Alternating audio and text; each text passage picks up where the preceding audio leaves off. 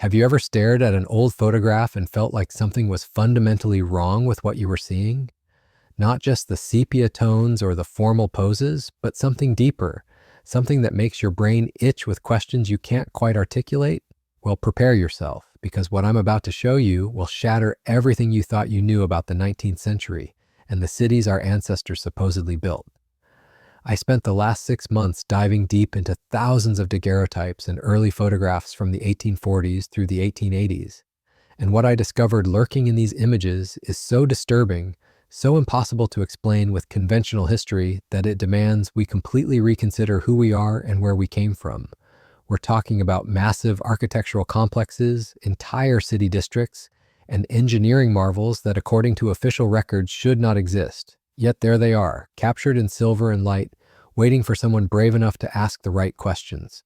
By the end of this investigation, you'll understand why certain photographs were deliberately removed from public archives, why entire city blocks were systematically demolished in the late 1800s, and most importantly, why the people in power went to extraordinary lengths to erase all evidence of what came before.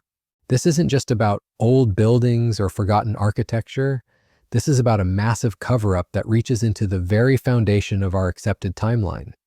But first, let me show you something that will make your skin crawl with recognition. Take a look at this photograph from Chicago, taken in 1871, just months before the Great Fire. Focus on the background, beyond the muddy streets and the wooden storefronts that historians love to highlight. Do you see those colossal structures rising like mountains of stone and steel? Those aren't the crude frontier buildings we've been told about. Those are masterpieces of engineering that rival anything we build today. The official narrative wants you to believe that Chicago in 1871 was a rough frontier town, barely more civilized than a logging camp. Yet this single photograph reveals architecture so sophisticated, so impossibly grand, that it belongs in the halls of ancient Rome or the palaces of Versailles.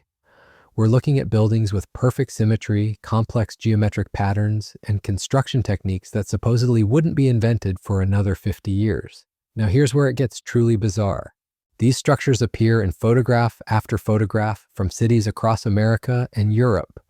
Yet when you search for historical records about their construction, you find nothing.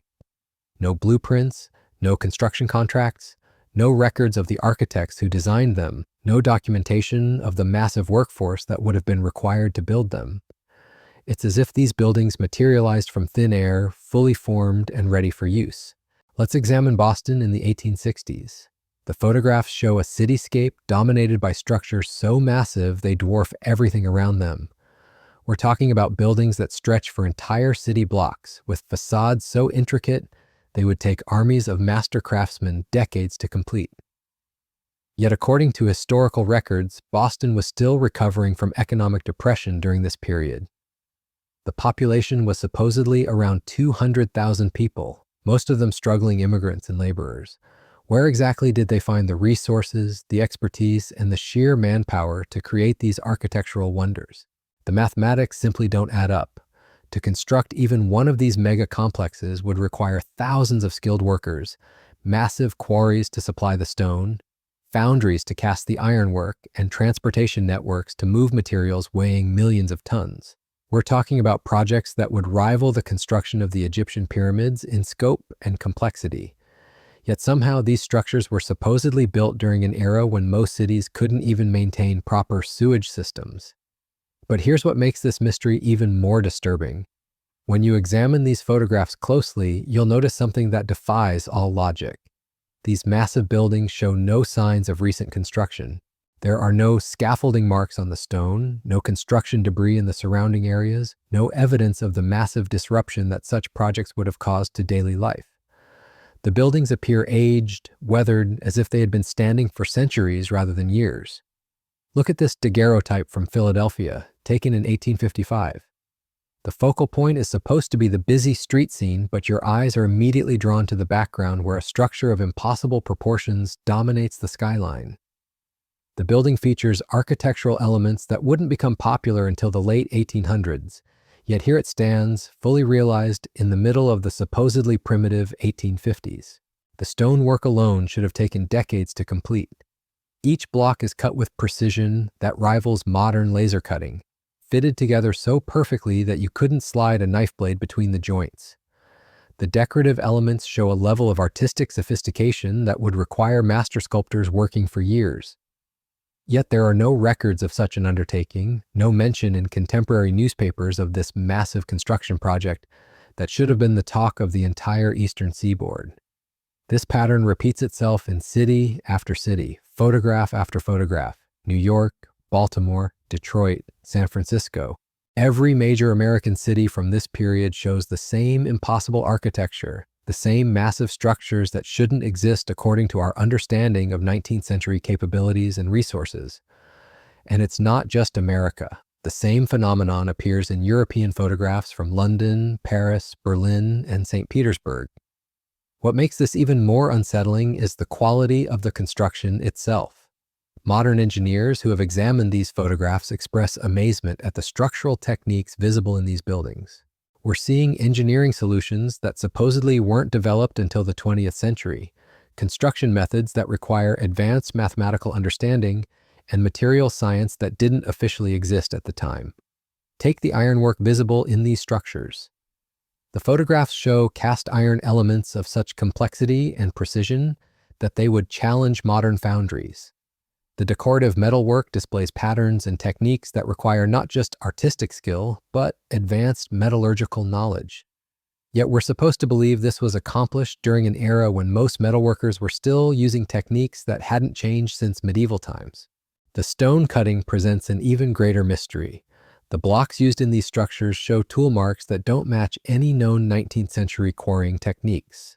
The precision is so exact, the surfaces so smooth that they appear to have been shaped by machinery that wouldn't be invented for another century. Some of the stone blocks visible in these photographs weigh hundreds of tons, yet they're positioned with accuracy that would challenge modern crane operators using computer-guided equipment. But perhaps the most disturbing aspect of this mystery is what happened to these structures. If you visit these same cities today, you won't find these massive buildings. They've vanished, disappeared as completely as if they never existed. Official records claim they were demolished to make way for modern development, but the logistics of such demolitions would have been impossible with 19th century technology. To tear down structures of this size and complexity would require explosives that weren't available, heavy machinery that didn't exist, and disposal methods that hadn't been invented. Yet somehow, between the 1870s and 1900, these architectural marvels were systematically erased from the landscape, leaving behind only their ghostly images captured in early photographs. The timing of these disappearances is particularly suspicious. The vast majority of these structures vanished during a period of unprecedented urban fires that swept across American cities in the late 1800s. Chicago, Boston, Baltimore, Seattle, San Francisco. City after city experienced devastating fires that seemed to target these exact areas where the mysterious megastructures stood. The fires burned so hot they reduced stone to powder and melted iron beams, yet somehow left surrounding wooden buildings relatively untouched. Ouch! This selective destruction defies every principle of how fires actually behave. Fire doesn't choose its targets based on architectural significance. It spreads based on wind patterns, available fuel, and physical proximity. Yet these mysterious conflagrations seem to possess an almost intelligent purpose, systematically eliminating the very structures that pose the greatest challenge to our accepted historical timeline. The aftermath photographs tell an even stranger story. Where these massive complexes once stood, we find perfectly cleared lots, as if the buildings had been surgically removed rather than destroyed by chaotic flames. There's no debris field, no scattered rubble, no remnants of the millions of tons of stone and metal that should have resulted from such destruction. The sites appear swept clean, prepared for new construction that would follow completely different architectural principles. But here's where the investigation takes a truly sinister turn. When you examine the insurance records and property deeds from these areas, you discover something that makes your blood run cold. In most cases, there are no ownership records for these vanished megastructures. They appear on no tax rolls, claim no legal owners, exist in no municipal planning documents. It's as if the buildings were never officially recognized as existing in the first place. How do you insure a building that doesn't legally exist? How do you tax property that has no recorded owner? How do you plan city infrastructure around structures that appear on no official maps? The administrative silence surrounding these buildings is as complete as their physical disappearance. Someone with enormous power and resources went to extraordinary lengths to ensure these structures left no paper trail. The photographic evidence itself became increasingly scarce as the 19th century progressed. Early daguerreotypes from the 1840s and 1850s show these megastructures prominently, but by the 1880s and 1890s, photographs of the same areas seem deliberately framed to exclude them. Camera angles shift, viewpoints change, and suddenly these massive buildings that dominated entire city blocks become invisible in the official visual record. This wasn't accidental. Professional photographers of that era were methodical in their documentation. They understood the historical value of their work and took pride in creating comprehensive records of urban development.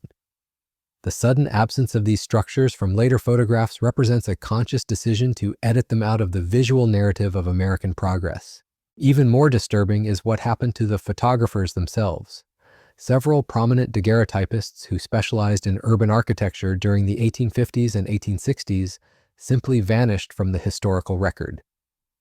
Their studios closed without explanation, their archives disappeared, and their names were quietly removed from professional directories. The few surviving examples of their work show up decades later in private collections, often with crucial images mysteriously missing from otherwise complete sets. The human element of this mystery adds another layer of impossibility to the entire scenario. These megastructures required not just advanced engineering and construction techniques, but massive workforces to maintain and operate them. We're talking about buildings that would have housed thousands of people, employed hundreds of workers, and generated enormous amounts of economic activity. Yet there are no employment records, no payroll documents, no evidence of the small army of janitors, security guards, clerks, and managers that such complexes would have required. Where did all these people go when the buildings disappeared? How do you relocate thousands of workers overnight without leaving any trace in immigration records, census data, or municipal employment files? The silence is so complete it suggests a level of coordination that goes far beyond simple urban planning or economic development. We're looking at an operation of military precision and governmental authority. The construction materials themselves present another impossible puzzle. The stone used in these structures doesn't match any known quarries from the period. Geological analysis of the visible rock types in these photographs reveals granite varieties that weren't commercially available in the regions where the building stood. Some of the stone appears to be types that wouldn't be quarried in North America until the early 20th century. The iron and steel work shows similar anomalies. The quality and composition visible in these photographs suggests metallurgical processes that exceeded anything available during the supposed construction period. We're seeing evidence of steel alloys that wouldn't be developed until the age of industrial chemistry, yet here they are, prominently displayed in structures that predate their official invention by decades. But perhaps the most chilling aspect of this investigation is the pattern of witness elimination. Contemporary accounts from people who lived and worked in these areas during the transition period tell stories of mass relocations, sudden business closures, and entire neighborhoods that were mysteriously evacuated. Newspaper archives from the period show brief mentions of these events, but the articles are often incomplete, with crucial details redacted or entire sections missing. The few surviving eyewitness accounts describe a process that resembled military occupation more than urban development. Residents report being given short notice to vacate their homes, offered generous compensation for their properties, and then forbidden from returning to areas they had lived in for years. Those who resisted or asked too many questions often found themselves facing legal troubles or business problems that forced them to leave anyway. This systematic erasure of both physical evidence and human memory represents an operation of staggering scope and sophistication. We're not talking about simple real estate development or natural urban evolution.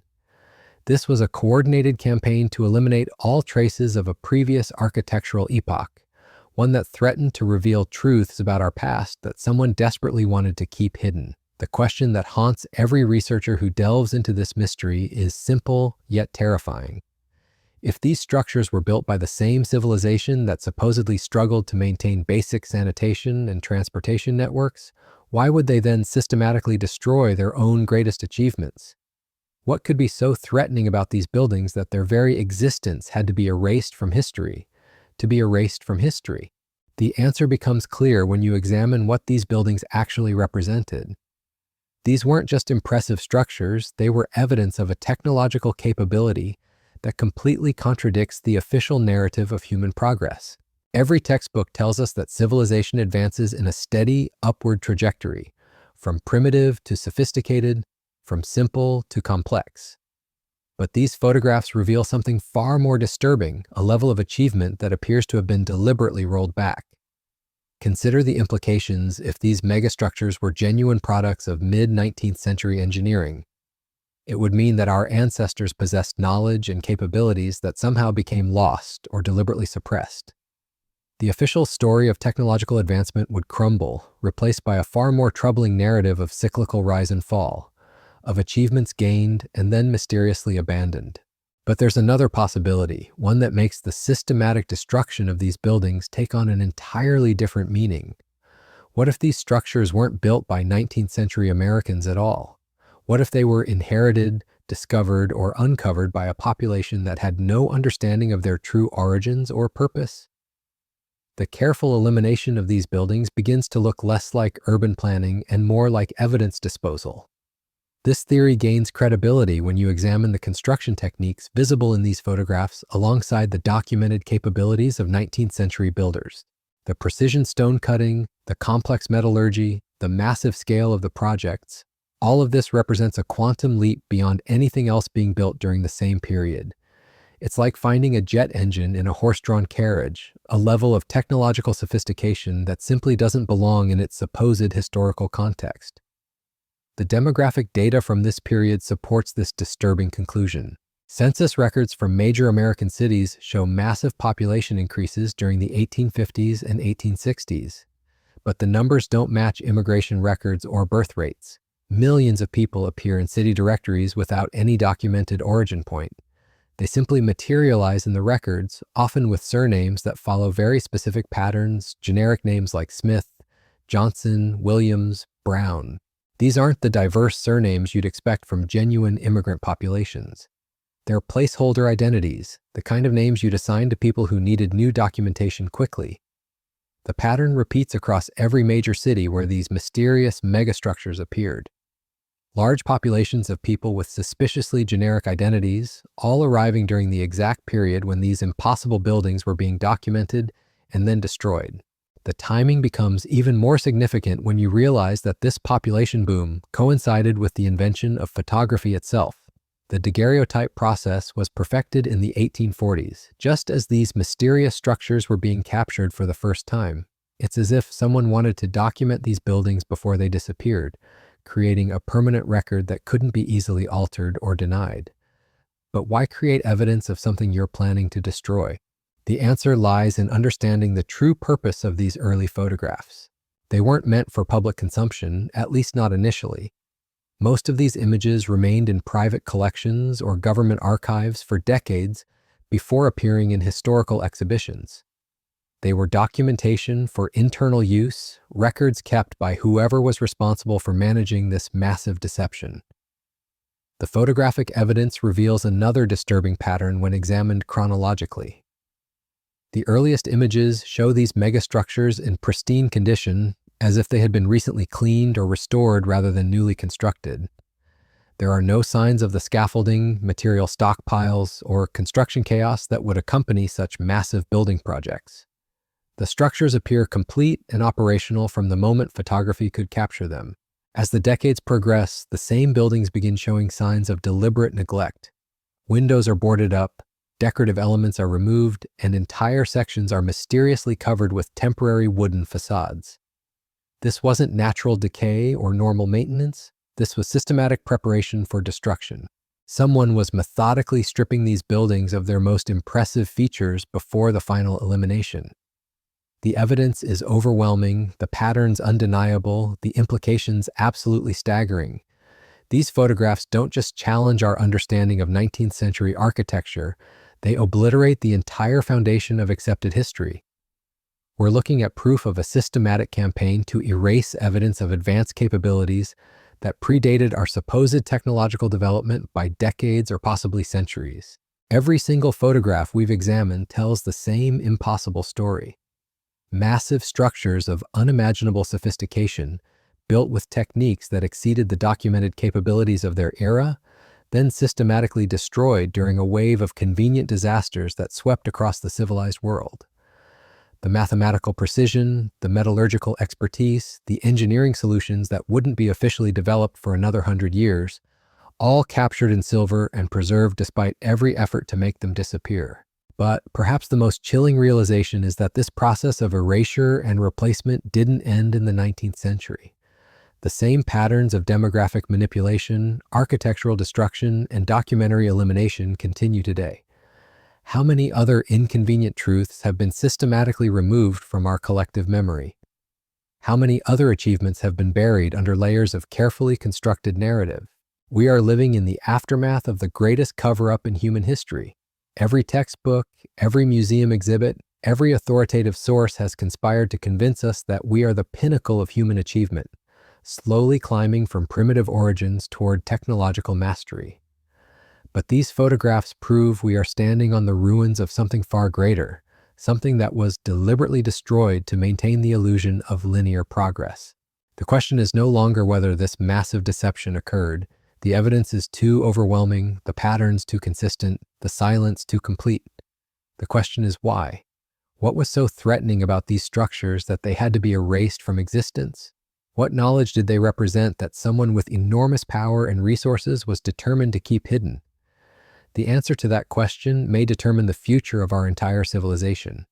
Because if we are indeed the diminished descendants of a far more advanced society, if our current technological achievements are merely crude attempts to rediscover what was once common knowledge, then everything we believe about human potential and historical development is a carefully constructed lie.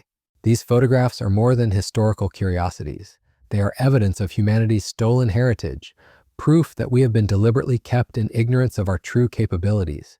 The megacities hidden beneath 19th century photographs aren't just architectural mysteries. They're the key to understanding who we really are and what we've lost. The truth has been buried under tons of rubble and decades of deception, but it cannot be destroyed completely. These images survived because someone wanted them to survive, wanted future generations to have the evidence needed to piece together what really happened. We are that generation, and the time has come to reclaim our stolen history. The stones themselves cry out the truth that no amount of official silence can suppress. We are not the first advanced civilization on this planet, and the evidence of those who came before us is hidden in plain sight, waiting for those brave enough to look beyond the comfortable lies we've been taught to accept.